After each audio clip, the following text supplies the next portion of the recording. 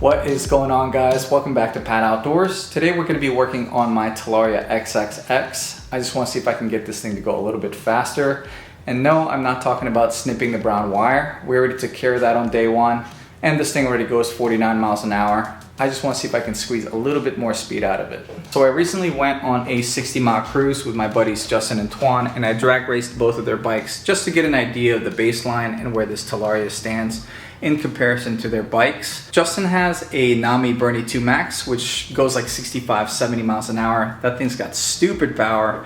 But what I noticed is the Talaria actually has it right off the line from a dig to 25 miles an hour. And then his scooter just passes by and keeps going all the way to 70. That tells me that the Talaria has actually got plenty of low end torque, but it runs out of breath pretty quickly. Then Twan has a custom e-bike that's based off of an old mountain bike frame, and then it has a dual motor setup. The front's got a hub motor, and then the rear's got a mid-drive that he built from scratch. I actually don't fully understand it. All I know is it puts out 6 kilowatts and goes to 50 pretty quickly, but this thing smokes it all the way to 49, where this thing completely pegs out, and then his bike just walks by me going 51.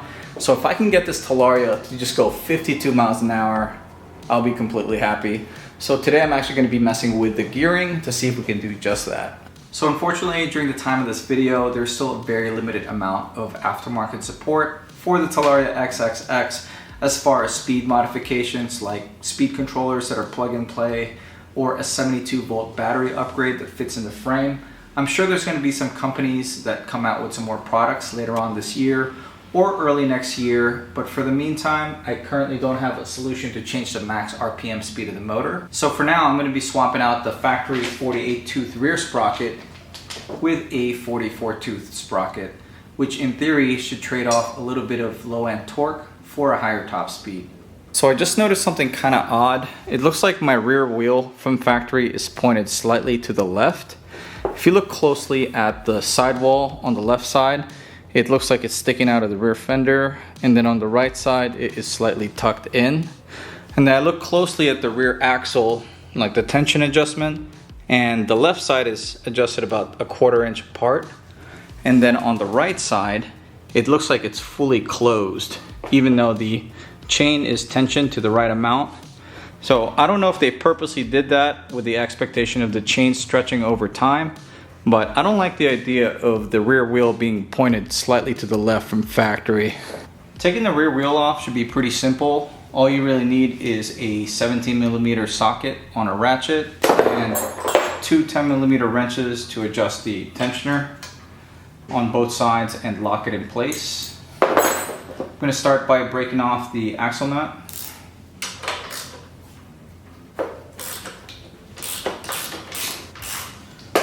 You also want a set of Allen sockets to hold the axle bolt on the other side and to take off the sprocket, since the 5 bolts that hold it onto the hub are also Allen bolts. Just going to slightly tap this with a mallet. I'll lift it off the kickstand.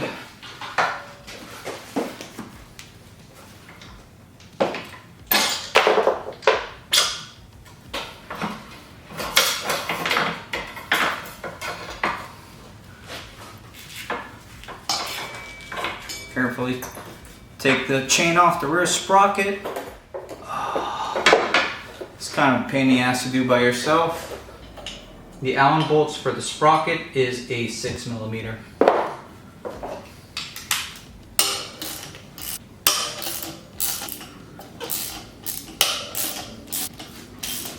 Looks like there's red Loctite on these bolts from factory. They are on there.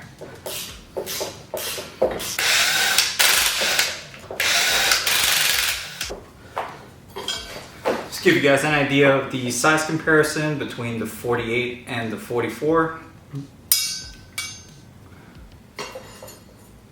If you are interested in checking out any of the items that I'm using for this project, I will have everything linked in the description below.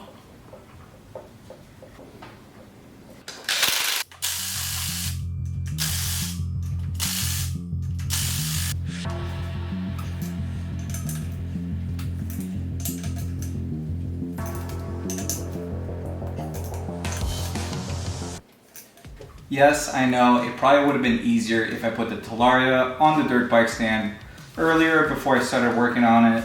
Don't yell at me.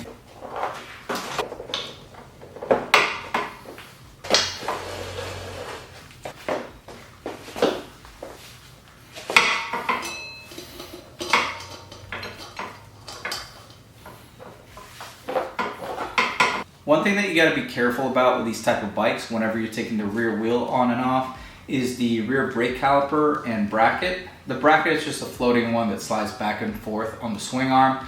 Depending on the chain tension adjustment, it changes the positioning of the axle. You just got to be mindful of the alignment of the bracket and remember not to put too much pressure on the brake fluid line, which is always connected to the caliper. So just be careful with that whenever you're putting the wheel back on or taking it off.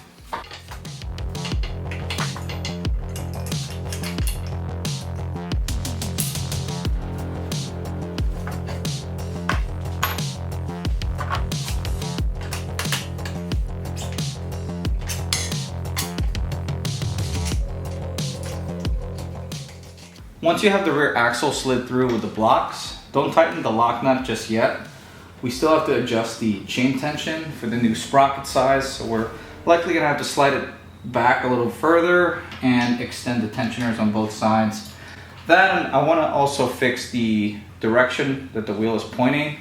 I wanna make sure that it is perfectly straight, so we're gonna even out the tensioners on both sides.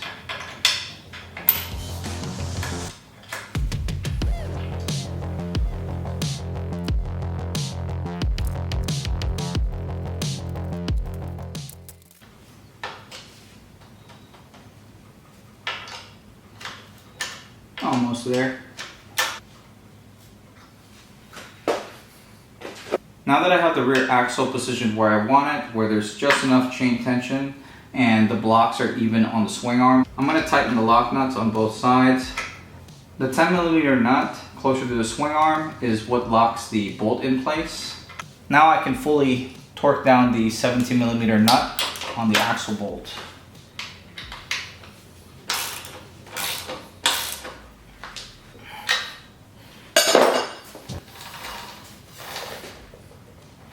So there's just enough slack on the chain tension, no resistance. You can also see that the rear wheel is now perfectly aligned with the rear fender and the swing arm. The blocks are adjusted evenly on both sides, so now I can feel comfortable that this bike is tracking straight.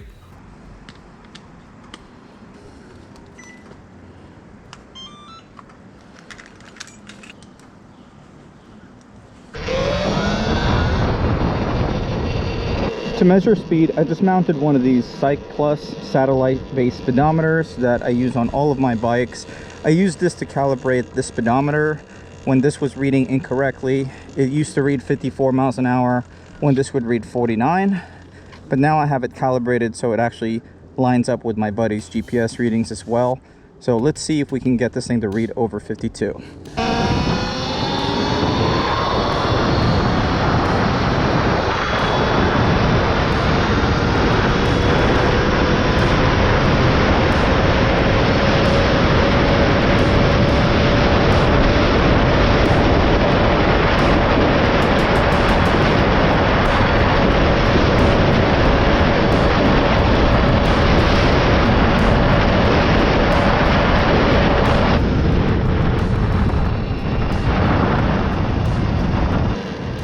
What's surprising to me is there's very little noticeable difference as far as loss and lower end torque.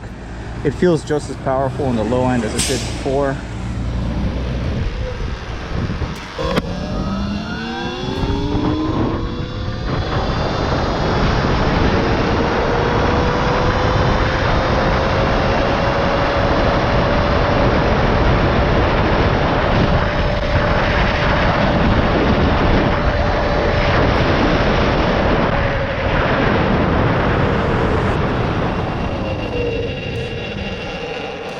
Alright, top speed reading so far is 52.3 miles an hour.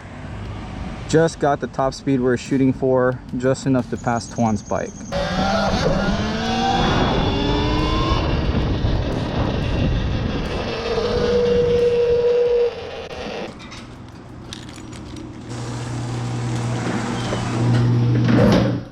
Alright guys, well that is how you change the top speed of your Talaria XXX to 52 miles an hour. One downside is the speedometer on the bike actually reads a little bit inaccurately. It still reads 49 when I have the gear ratio set to 1 to 7.5, when in reality it goes 52 at that speed. If I switch it back to the original setting, it reads 54, which is also inaccurate. So it's kind of in between two settings. I don't really mind as long as I know that it's going 52. I'm perfectly fine with that. Let me know if you have any other suggestions for the Talaria to get a little bit more power out of it. Comment below. If you enjoyed today's video or found it helpful in any way, do me a favor and hit that like button. And if you like this kind of content, want to keep up with my Talaria or any of my other projects, consider subscribing to this channel. But this is going to be it for today. Thank you for watching.